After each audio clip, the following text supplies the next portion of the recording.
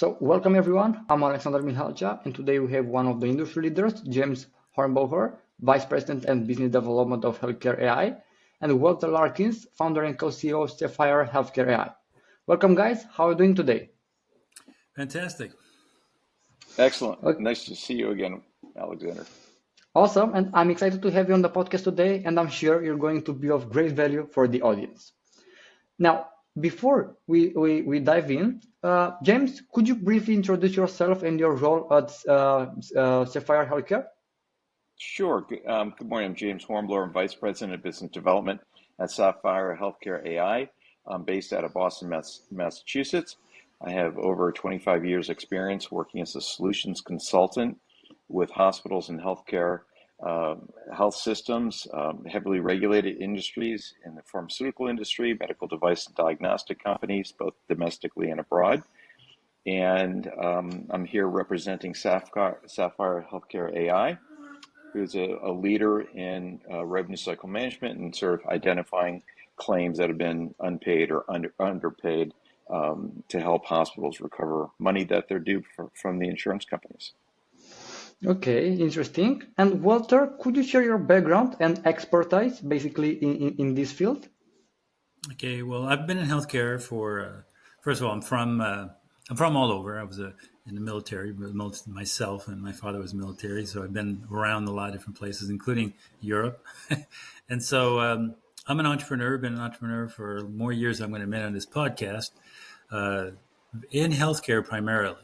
Had a medical device company that I started that developed a method to do minimally invasive heart surgery. And after that, I had a consulting or an AR management company as accounts receivable management company that worked exclusively with hospitals and other providers to assist them in their revenue recapture from insurance companies. And that business was, both in India in two different locations and also in the United States.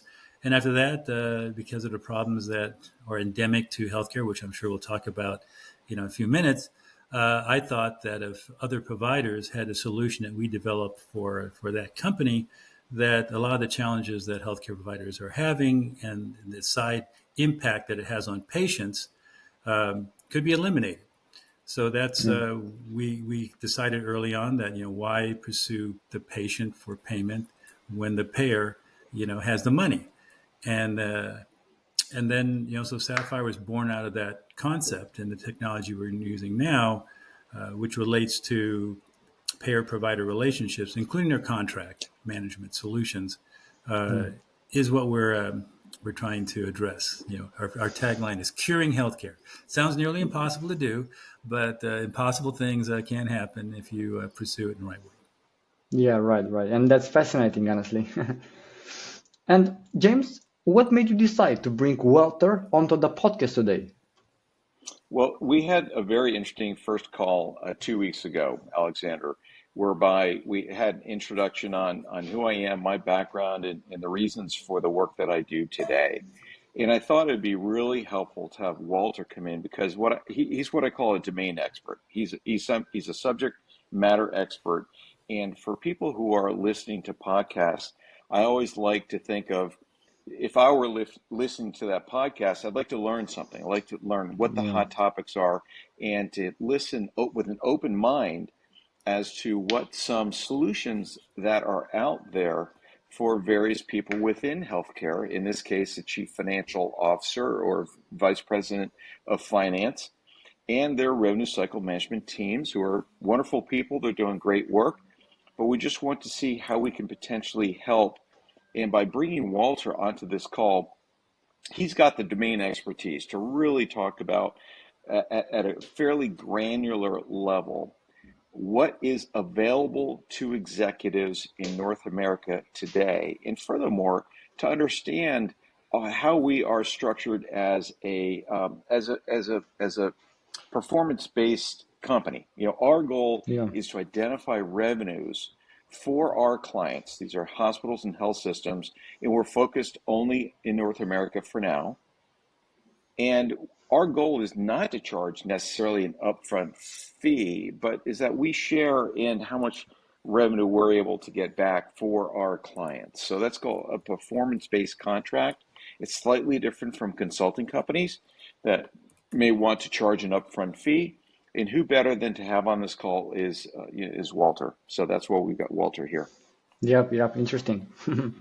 And I have a question for both of you. So, for example, what are the biggest challenges you see hospitals facing in managing their revenue cycle for now? Well, let me start, James, on that. I mean, you've got Yeah, experience why there don't you as take well. that, Walter? Okay. That'd be great. So obviously, healthcare in the United States has been in the news for quite a length of time. So the core challenges is massive inefficiencies and costs associated with healthcare in the United States, and that includes outcomes. So we pay the most money, almost 2 to 5 times more for healthcare in the United States, and we have the poorest outcomes. We're not even on the list of healthcare systems that really ultimately benefit the patient. So that's a big problem. Second problem is that in the United States and internationally as well, the hospital controls, the insurance companies controls both the patient and the money. Yeah, So that puts the hospital in a very leveraged position, very at a negotiating level. So it's not there's a power imbalance in that, and it creates an adversarial relationship in general between the insurance companies and the various providers that are in that chain, and that relationship, the power imbalance, has existed for a very long time. Is one of the primary reasons for this power imbalance that exists. And the final thing is it's intrinsically the business model in the healthcare system in general uh, doesn't really benefit either the hospital or, frankly, even the insurance company, and certainly not the patient. So this power imbalance that creates, a three-legged stool where at any one time the one leg is shorter than the other, and someone feels like they're not getting the benefit of the care that they want, but no one can figure out a way to sort of get out of it. And that's really what it is. Just to give you an attitude, idea of the magnitude of the problems, just from a payers, the provider's perspective, yeah, they lose approximately $10 million a month on average in their relationships with the insurance companies, just including payments. The contracts which manage the relationships between the payer and provider uh, is very much leveraged onto the payer side, the insurance company side. So I might use payer and insurance company interchangeably. So people here on the podcast, if they're a normal consumer, they'll recognize that payer is insurance company. yeah, And the provider is any type of organization that provides services to a patient. So you can understand that. So the magnitude, the consequence to the patient, and we're all going to be patients. At some point in time, whether we like it or not, we're going to be a patient. I don't care if you're a CEO of the C-suite, or as you and I on this phone call, we are going to be a patient at some time, and we've probably already been a patient. So we've had the opportunity to benefit, from the challenges that and face the challenges that exist in healthcare now. And so I think it's in everyone's best interest to try to figure out a way to deal with the challenges that I just spoke about. yeah. Interesting point. Oh, one note: I know that 67% of bankruptcies in the United States, as personal bankruptcies, are related to medical debt. So that's the magnitude of the challenges we're talking about, just on the patient side of the equation. Yeah, insane. James, any thoughts on this? Yeah, well, I think just to add to that, I think my observations based on conversations I have is it's somewhat alarming as to how much time and effort your average healthcare executive who works in revenue recovery or revenue cycle management has to spend on claims. It's and the other thing, so I think the first comment I'll make is given what's happening with technology and platforms, and you have this inherent, very strong, critical need for privacy and security because we're talking about claims, we're talking about medical information, insurance information. It's highly sensitive information. Therefore, it must be treated with care and respect. And there's HIPAA and all those rules and regulations. But that notwithstanding, I'm a little alarmed at how much time and effort has to go in to to the processing, the manipulation, the work that needs to be done before a claim is even submitted, because the first time claims, the percentage of claims that are denied the first time around is relatively high. So if I'm a CFO of a $1 billion health system, and 10%, 11%, 12%, 13% of every single claim my team submits is denied, Yeah. that is a big sticker. That's a sticker shock for me. It's like, why is that? The other one I think is, how much time does it take? So let's say I've got my team and I'm submitting these claims. When am I going to get paid? Is it 90 days? Is it 120 days? I mean, what's the incentive for an insurance company to pay that claim on time? And why is a healthcare provider who, God bless them, they're the ones who are treating us with these sometimes unforeseen medical problems. You're absolutely right. No matter how old you are, there will be a time when we will be a patient and somebody's got to pay for that treatment. But why are the people who are actually the doctors, the nurses, the clinicians, the surgeons, why are they being deprived payment? So that's another fundamental issue I have with our system today. But I do think that, I do hope and pray that with what is available today with artificial intelligence and data analysis that is done offsite, knowing how truly sensitive this data is, that Walter, our team, others who work in this space can help hospitals get paid faster and maybe adjust some of those normal day-to-day business practices just a little bit, so that maybe instead of once a year, we're doing this every, twice a year, or Yeah. maybe quarterly. So a slight modification and supplementation, we're looking to supplement and to add on domain expertise and increase the efficiencies and the excellence to have Yeah. better outcomes as it relates specifically to helping hospitals and health systems get paid what they are due faster and sooner and with a greater level of efficiency. Yeah, Yeah. yeah, James, that's that's a very good point, and that's really the heart of where Sapphire, I think, fits in the equation of how we deal with this challenge. We call it stopping the bleeding.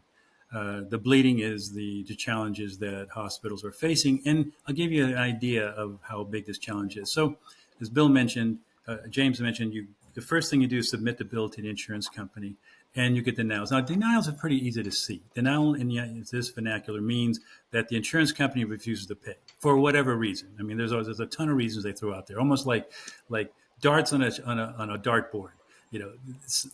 Whatever. It's Yeah. something that the hospital all of a sudden has to react to. They haven't been paid.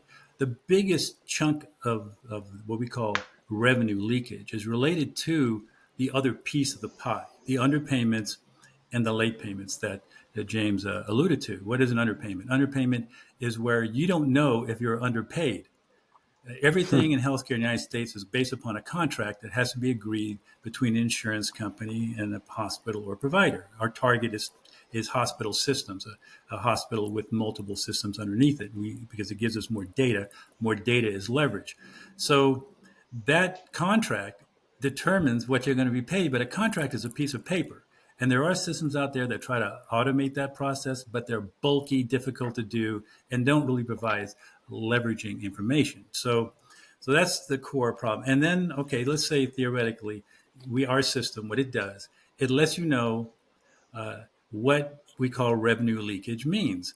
The denials can be 10% or more, claims just denied out the gate, but the revenue leakage is a much larger number. And in Right. order to get that exact number, let's say you have 10,000 claims that you're submitting a month, and 10% of those are denied. Okay, so that's what? That's 1,000 claims that are denied right out of the gate. But what if I told you another 20% are underpaid or late paid? Now you're impacted by the thing. So that 1,000 claims, in order to find that number of underpayments and late payments, you need to review 9,000 claims. Yeah. And at 180, let's say, to $300 per claim of cost that it takes an individual to do that work, It's impossible to do. So they focus on denials, which is the most difficult aspect, because you got to react to that. But if you knew that you're losing 20% of your revenue related to underpayments and late payments, that technically you're owed penalties and interest for paying late. The hospitals don't go after that. So what Yeah. Sapphire does, it uses 3 to 5 years of data, and we're really consider ourselves a data analytics company at our heart. We use 3 to 5 years of data to provide information about what the payment practices of insurance companies are. So our technology does a massive bill review of every single claim that's been submitted to the insurance company. And so we pick up denials, obviously that's easy to see, no payment, and we calculate what's been left on the table. Okay, and that number is astonishing. So we show that Yeah. data to the C-suite first, and we design it for C-suite primarily because uh, they're the ones that are responsible for the bottom line, specifically also the CFO.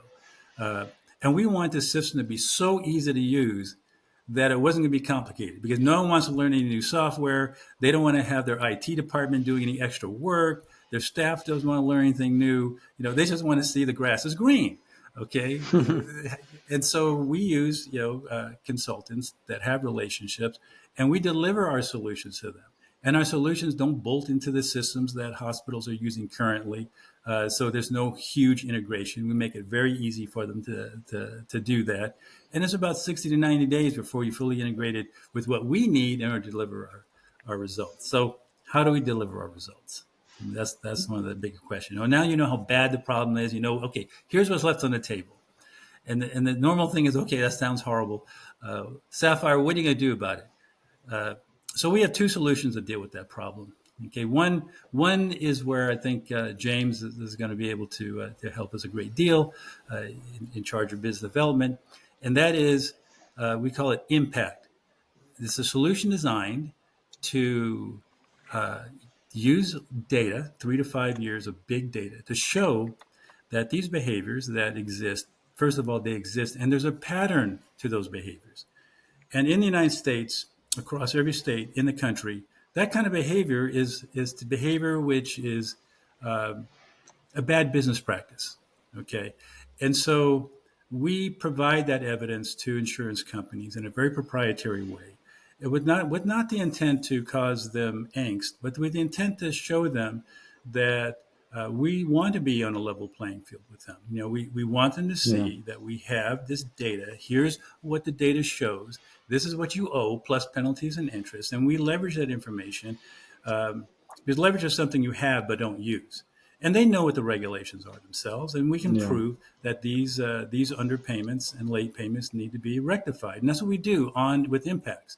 But once you identify the problem, uh, that's the problems of the past.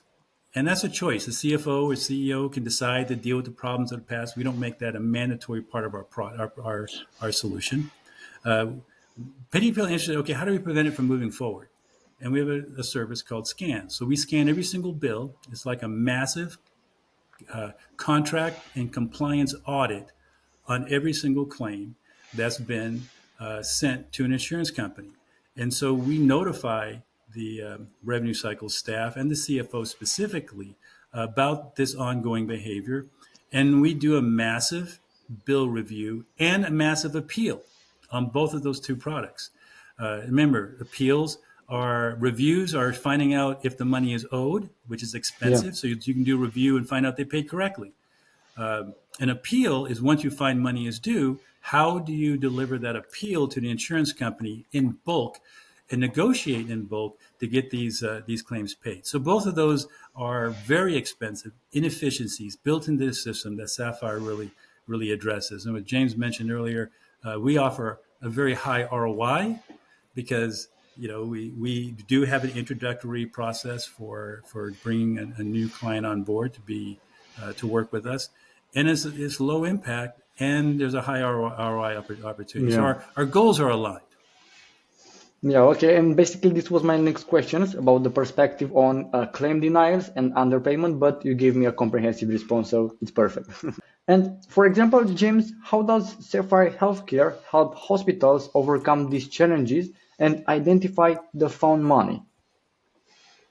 Well, essentially, we start with the chief financial officer, the VP of finance, and we approach them initially.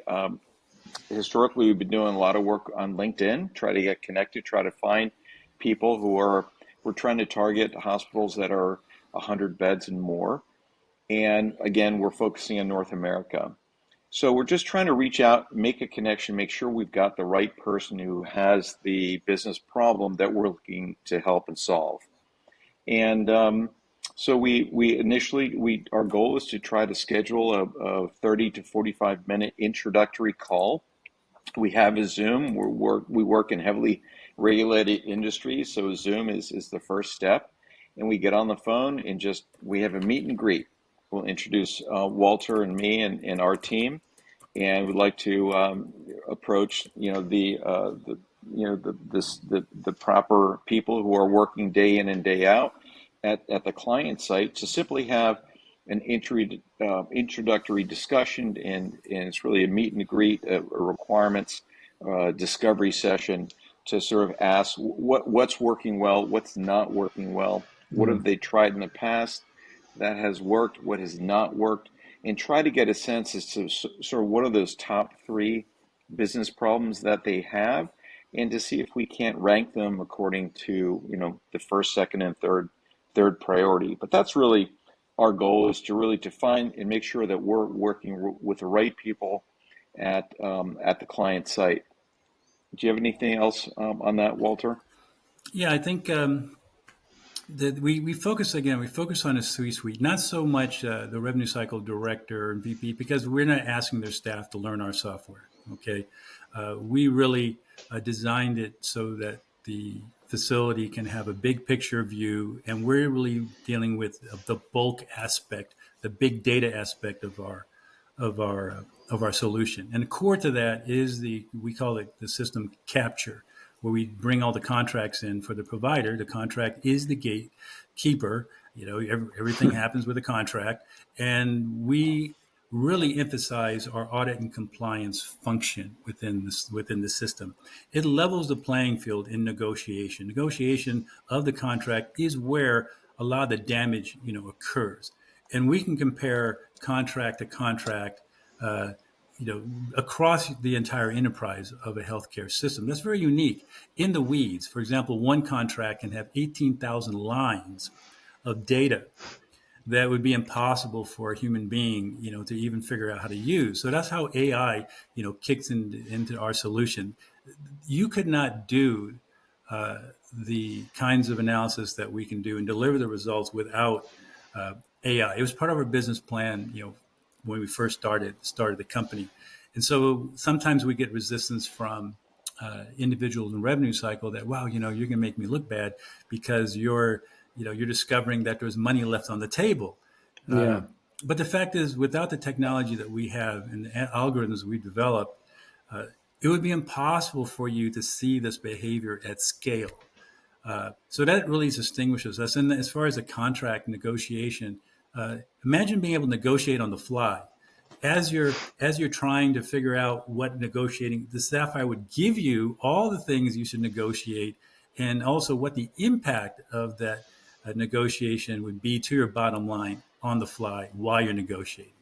And we think that's a very powerful tool. You can compare contract to contract, amendments against past contracts. You have other facilities that might be underneath your umbrella. You can see what facility could negotiate a better deal, and basically design an optimum contract that's going to be best return on investment in an easy way, leveraging data, because insurance companies aren't going to say, hey, uh, yeah, we think you guys deserve a 5% bump in the DRG or CPT code or whatever it is. Yeah. We handle every type of service.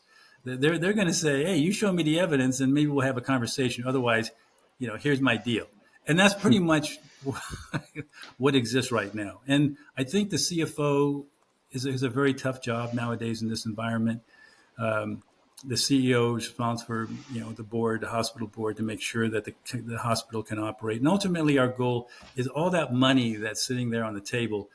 Imagine just being able to focus on patient care. Wouldn't your life be better? than doing that. So the goal is, goal of Sapphire is, first of all, certainly stop the bleeding, level the playing field in negotiations, and ultimately, we think we're going to improve patient care by helping these hospitals develop a different Yeah. method of generating revenue. Yeah, yeah, interesting point. But Walter, If for example, I have a curiosity by then. So, how do you ensure compliance with HIPAA and other privacy regulations when handling sensitive claims data? Okay, well, I think James, an expert in that, where I'll just give you like a snapshot and he can take you to the weeds. We go in on stopping the bleeding. Okay, hospitals are very familiar with dealing with companies that do quote unquote collections. We're not a collection agency, so I'm making that perfectly clear. Okay, we're a big data analytics company. And we use big data to impact and optimize their net patient revenue, which is revenue they receive from insurance companies. So every single company like ours has to have what they call a business associate agreement with every single provider. And usually a confidentiality goes along with it, that we protect each other's confidential information. So those two agreements define, and the law defines how you're supposed to protect the information of the patient, which is critical. And you all seen the news where companies, including huge insurance companies, have just released or have been hacked or whatever scenario it is.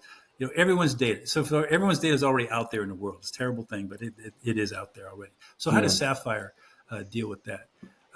We are very maybe because I'm a privacy thing. I had an email encryption company back in the day, so I believe in privacy. It probably doesn't exist anymore, but hey, I have an illusion that it big problem still can today. exist.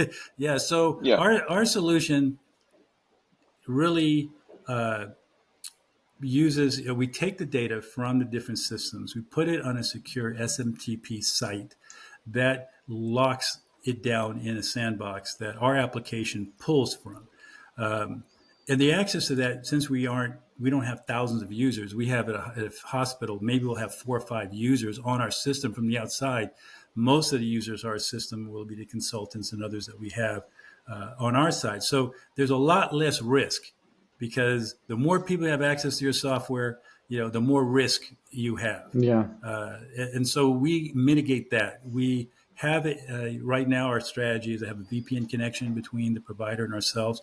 That's how we get that data and our systems connected through a VPN connection because we just feel it's better being hypersensitive. It might be an extra step for you to take, but everyone's familiar with the VPNs and how they work. They're familiar with the SMTP sites and how they function, and so I think we can really have a situation where we can make the client feel comfortable. And as you probably know, the individual is the biggest leak and risk, yeah. any sort of software system. And you can train them as much as you want.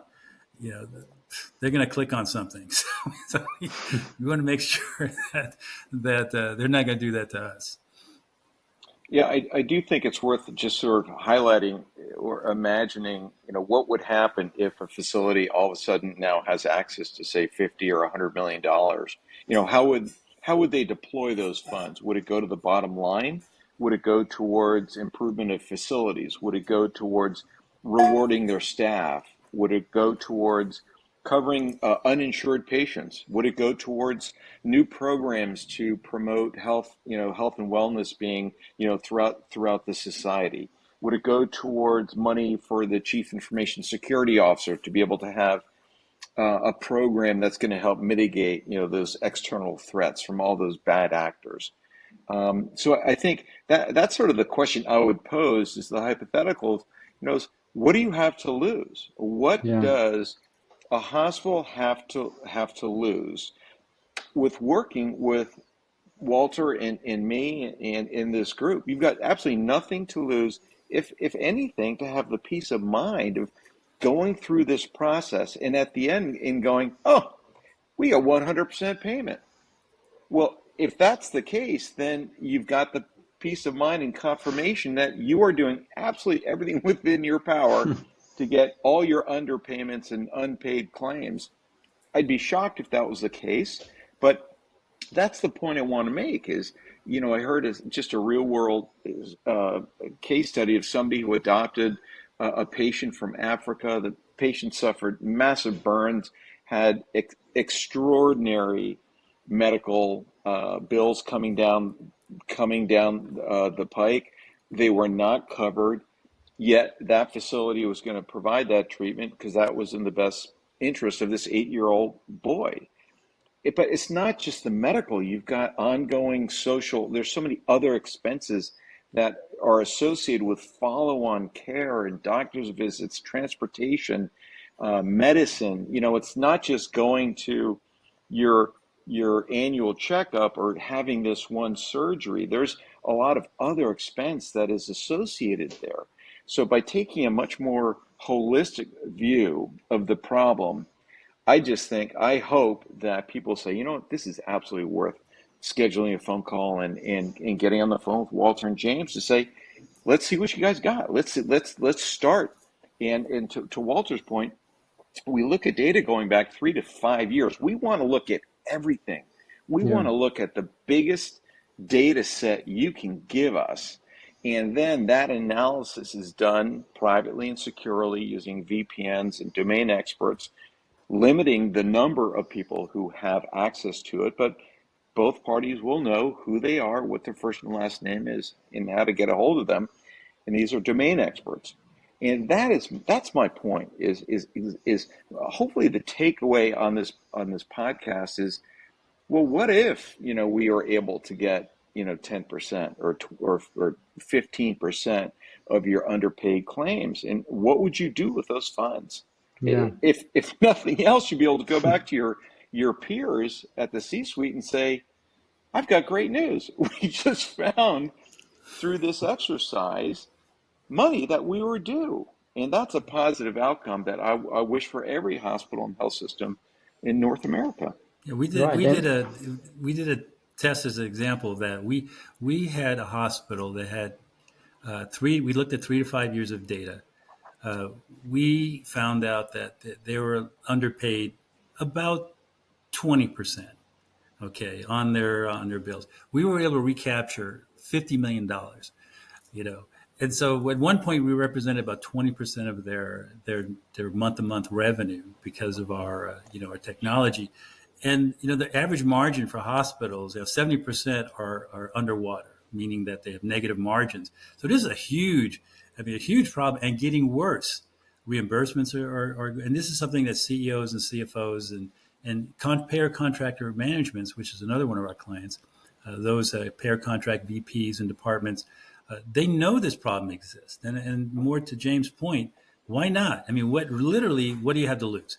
If right. everything's great, then you should get confirmation, because the insurance company will say, look, these insurance companies are complying perfectly with their contract. I'm sure that there are insurance companies out there that do comply perfectly with the contract terms and conditions. But those that are not, wouldn't it be nice to know who those are? And then even better than that, as James said, how much, if you had $50 million that you could deploy to other areas of your hospital, uh, I mean, I mean, that would make everyone's lives a lot better, right? And if it was eliminated entirely, uh, think about what the system could really start functioning normally. And down the line, we can't talk about this podcast, but we have an idea of another revenue stream that hospitals can actually use using Sapphire to really change some of the financial dynamics that they're currently having to operate with insurance companies. Right, and I'm really like the idea that both of you are making aware the prospects and of course the audience, and unpack the existing problems. And I think this is a very interesting one. So, for example, James, what impact can revenue recovery have on a hospital's financial stability and ability to provide care? Well, I think we just kind of highlighted a few potential scenarios whereby by identifying areas where in payers and insurance companies that are not performing as well as they could be with the hospital. I think the point is to look at metrics and try to increase the percentage of uh, or maybe it would be better described by saying we want to decrease the percentage of claims that are underpaid. And so we're trying to make sure that hospitals are paid what they're entitled to at an appropriate time. So it does boil down to money, but it also boils down to saving time and also effort.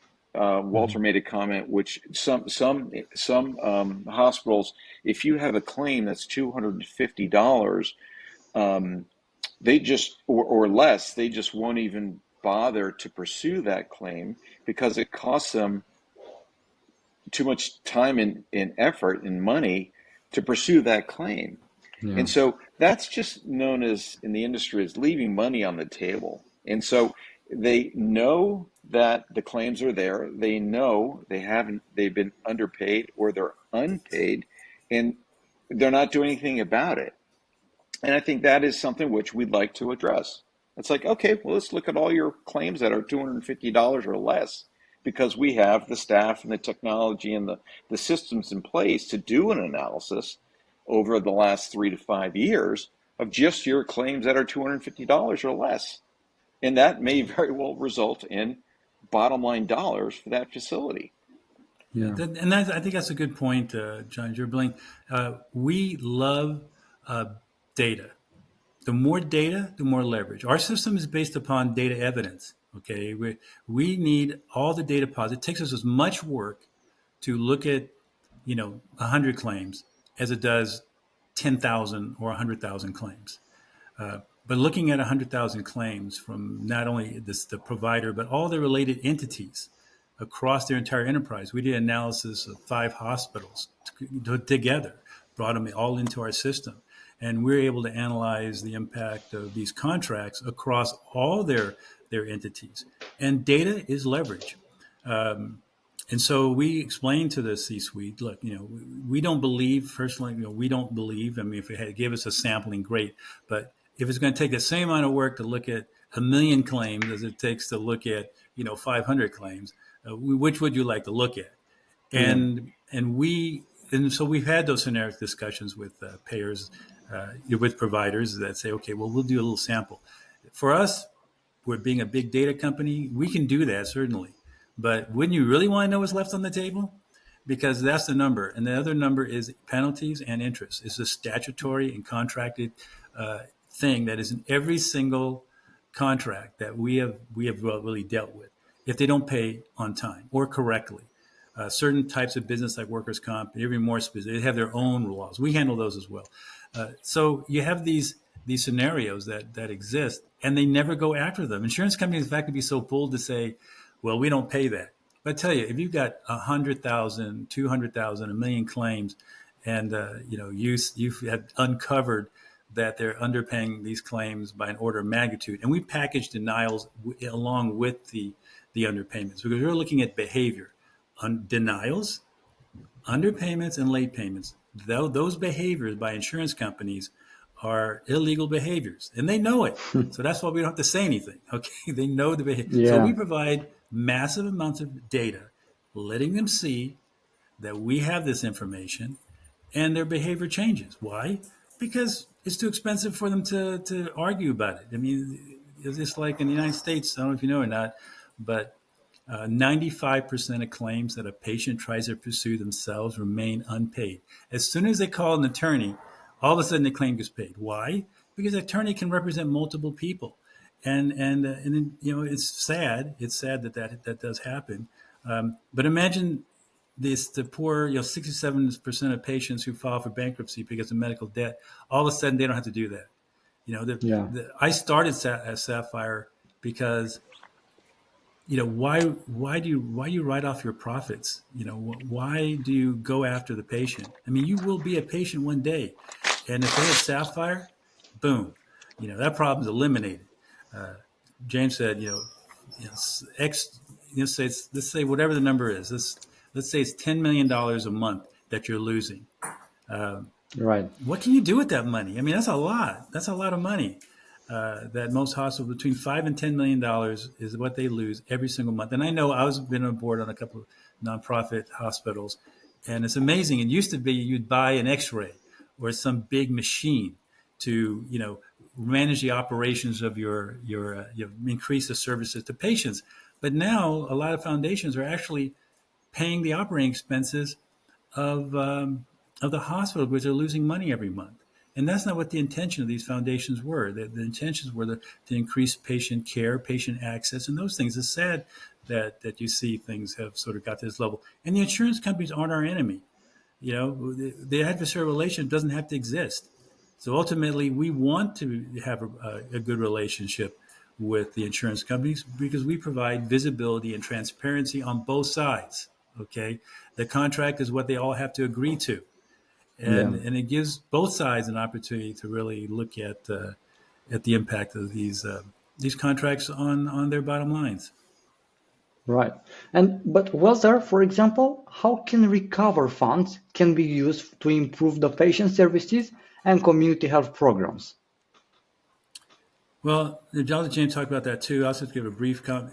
It's as I say, I've been on the board and affiliated with boards of nonprofit boards of hospitals. You know, there are many hospitals in the United States are not for profit, and so they have a foundation that raises money from people, you know, in the community and other entities to provide additional services to patients. But if 70% of hospitals are running in the red, uh, of course, now you can improve patient care. You're just trying to figure out how to keep your hospital operating, keep the number of nurses that you need on staff. There are hospitals that can't utilize all their beds because one's nursing staff is so expensive now because there's a shortage of nursing.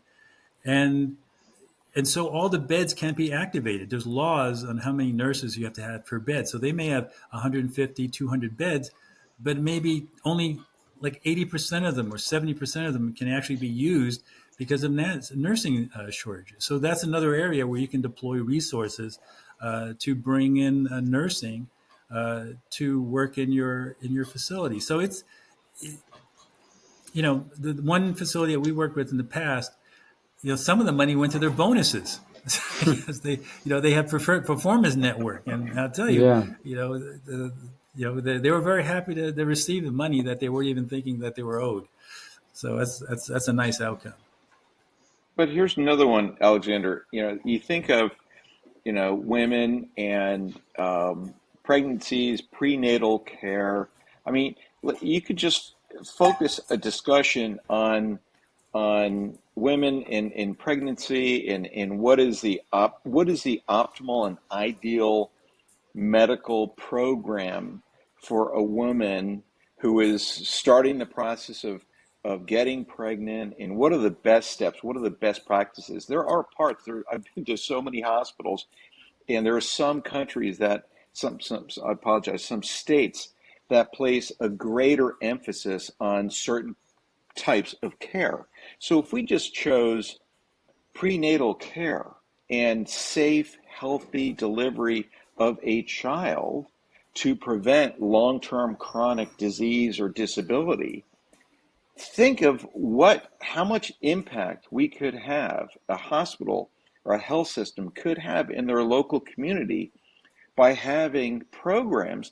Maybe they're localized. Maybe you've got a high Hispanic Yeah. um, population, or maybe you've got a high Korean population.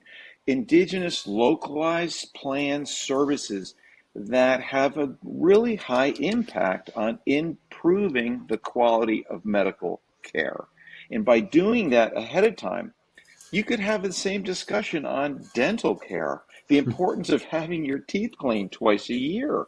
It has an enormous impact on down the road.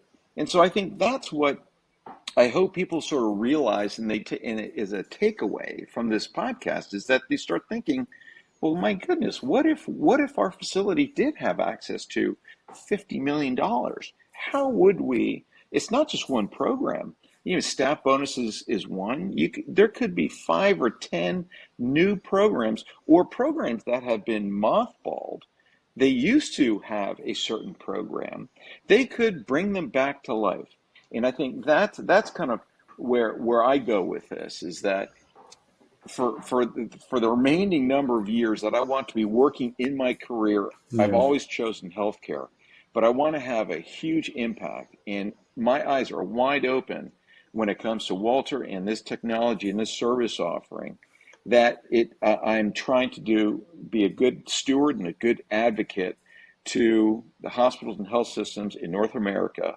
And I just encourage people to try to reach out and do something about it, because I think it is really a compelling offering to consider. Yep, fascinating perspective here. And as you wrap up, I have a question for both of you. So, what are your hopes for the future of revenue cycle management in the healthcare industry? Okay, I'll just make a comment that so we have like three phases. So our tagline for Sapphire is curing healthcare. Okay, that's what we feel is necessary because as James was mentioning, we have the highest infant mortality rate of any country, first world country, even second world countries in the world. I mean, that is just really a crazy number. Uh, our medical error rate is maybe 144,000 people. It's the second leading cause of, third leading cause of death in a hospital or medical errors. Uh, and some of it's related to, a lot of things that are very, very complex. But again, you have to start someplace. So Sapphire is a three-page approach to stop the bleeding, number one, level the playing field in their contract negotiations so that they have visibility of that. And ultimately, as James says, you can deploy resources to what we call curing the patient. And that really is using the same data spine that we have already to really analyze, both from a financial and from a contracting and from a clinical standpoint, what, how should we deal with these challenges? There's a primary care physician shortage. I think that's worldwide, where we just don't have enough primary care physicians in the United States, and those are the gatekeepers of the pathway you're going to be on. So AI is going to be the future in one way or the other. And I think there's a statement I came up with. Maybe it's not new, but I'll take credit for it just for a moment. Change occurs when the consequences of doing nothing are greater than the consequence of doing something different. And Yeah, so what we're suggesting is that, why not do something different? I mean, I don't believe in out of the box thinking in most cases. I think the box for healthcare is duct taped. There is no box left, so why are you protecting a box that isn't a box anymore? Why don't we just look at the possibility of doing something completely different? And when you look at that way, it's not even a question of changing your responsibilities or the things you do. It's just refocusing, as James says, back to patient care. Let's get the yeah, ball pushed towards patient care, uh, and everyone's going to have a place. And that the founder of AI, he said the only good that AI can do is in healthcare. So don't be afraid of it. It's going to make everyone's job so much better. And I'm not talking about efficient. I'm talking about patience. You will be a patient one day, guarantee it. So let's make it a good place for you to operate in. right. Agreed. I just think it all boils down to just you're not even taking a chance. I mean, this is proven, and I think just have the courage of taking a leadership position and putting up your hand and saying, yes, I'm up. And, maybe there'll be a time at an annual dinner when, somebody went out and said, you know what, this sounds like something too good not to pursue. And that man or woman may potentially get an award because because of having the courage to stand up and take a leadership position and say the status quo may not be good enough. So I look forward to the leaders who are working in healthcare, specifically healthcare finance today, to say, you know what, this is too good to pass up, and they had the courage to do something about it. Yeah, yeah, interesting. And for listeners who want to learn more or potentially work with Sapphire Healthcare AI, what's the best way to get in touch? Reach out to me. You can reach out to us on the website, but be happy to leave my phone number or my email address. You can reach out to me, and then I can coordinate with Walter and the other members of the team to schedule discovery calls at the appropriate time. Okay, great. So thank you for sharing those insights about you, about the company, and about the whole story. And thank you for this amazing podcast session. Thank you very Excellent. much, Thank you, Langdon. Alexander. Appreciate it. Nice to see you, Walter. Hey, nice seeing you too, James. We'll be in touch soon. Okay, take care. Yeah. Talk to you later. Enjoy Bye. Long Beach. Take care. Yeah, That's bye. right.